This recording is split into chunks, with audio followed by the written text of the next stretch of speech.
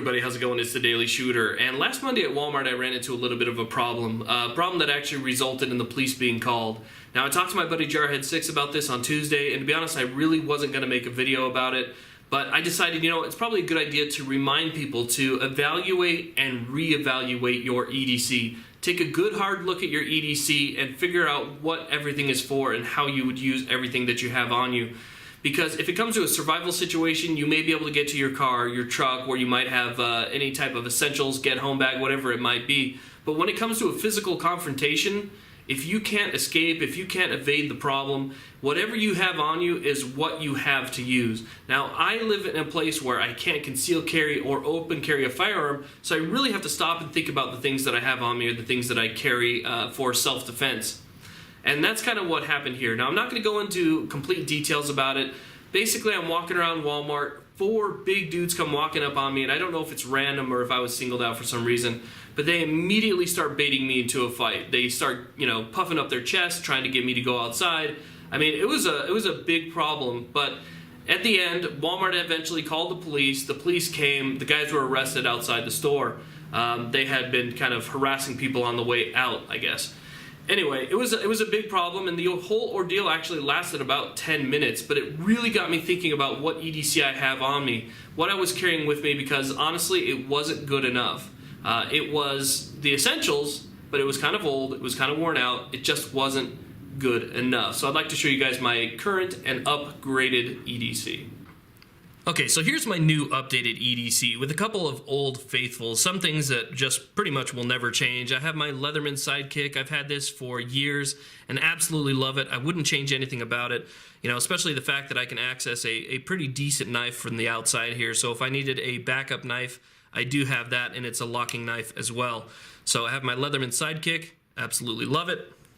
That is an oldie but goodie. And here is my secondary knife. I went back to this knife as my secondary knife because since this one is going to be sitting on my weak side, I'm going to use it because of its thinness. You guys can see how thin that is. This is a Kershaw Volt Ss. It's a fantastic knife. I've had it for a couple years, 3.5-inch blade, and I love it. So that's my backup knife right there, Kershaw Volt Ss. Now here's a couple changes that I've made recently, okay? Especially after that last situation, because after that situation happened, I went and I upgraded a couple things. Here's the first thing I upgraded, and I just got this yesterday. This is the Kershaw Speed Bump Tactical G10. Okay, this is an upgraded knife from what I was using before, and really what I see this as is a good survival, but an excellent fighting knife. I went on different websites, tried to find different blade styles, and I'm telling you right now, this one is pretty mean. You can see that it has a pretty aggressive recurve right here. It's got over 3.5 inches. I believe it's 3 5/8" blade. Really nice, fast opening. Just a great knife. I mean, absolutely love it. So this is the Kershaw Speed Bump with the G10 handles. And the way that this is set up ergonomically, really feel like I can get a good purchase here. So if I need to use this to defend myself, I can grab it, I can cut. It has a very sharp point on it, so I can stab. And it's just definitely an upgrade from, you know, some of the knives that I was using in the past. And you can kind of see a comparison with the Volt Ss.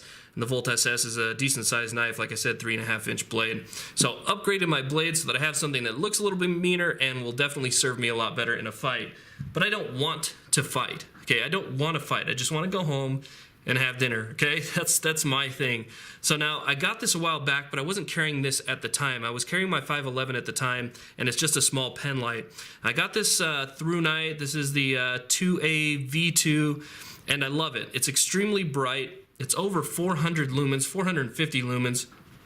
And it's a great flashlight, but I can also use it for striking. I can use it for pommeling, hitting somebody in the eyes or in the skull, in the throat, several pressure points. I can also use it to blind them if I need to, or at least, you know, get a distraction in their eyes. So I'm definitely going to be carrying this from now on instead of the 511 pen light, because even though light is necessary, I want a ton of it, and 450 lumens should do that for me. Now, another thing I have on me, because I am still into the survival aspect of it, is this Bright Strike Ultimate Survival Key Fob, which has, you know, your fishing lines, a knife, fire starting material, signaling material and everything in it, plus the compass, and I have my paracord. So I have my survival equipment pretty much all self-contained in this one Ultimate Survival Key Fob. So I have that there. One of my biggest additions, oh, and obviously I do carry a lighter for extra fire, but one of my biggest additions, and something that I kind of held off on, I don't know why, you know, call me stupid, but I felt like this was something that was for women. Okay, I felt like it was for women, but then I realized if I had this on me at the time, this would definitely be something that would have been able to at least help me get away from that situation if it would have gotten out of control. And that's this. I bought some triple action mace. This is kind of the heavy duty stuff. This is the, it's a really nice grade. It has a nice safety flipper up top here. You can see that. So if you're going to be carrying mace for EDC, this, you can't depress it. You have the red button underneath. You basically have to stick your thumb up under that and then depress. And this allows for several bursts, up to 20 bursts of pepper spray. 12 feet, I believe, is about what it is. So you're looking at quite a few amount of bursts, enough to get this into somebody's eyes, into their respiratory system, and really just mess them up, at least long enough for you to get away. I mean, this isn't going to completely stop somebody. And if somebody's on drugs and they're 100% determined to get at you, I've seen this before do absolutely no good. But it's a good option if you're just, you know, in a bad spot and you need something. Now, like I said before, I can't carry a firearm, so I have to look at my other options. So basically I added something for evading. You can see right here it kind of wore off the sticker because I keep the flashlight next to it. And yeah, it looks a little bit big, but honestly I don't wear Wranglers or anything. You know, I wear pants that have big enough pockets, and I really just, I don't feel it. I mean, I actually wear this right next to this. Okay, so I have, this has a pocket clip that sits like this. I have this sitting like this. So I have this on one side, I have my knife on the other side.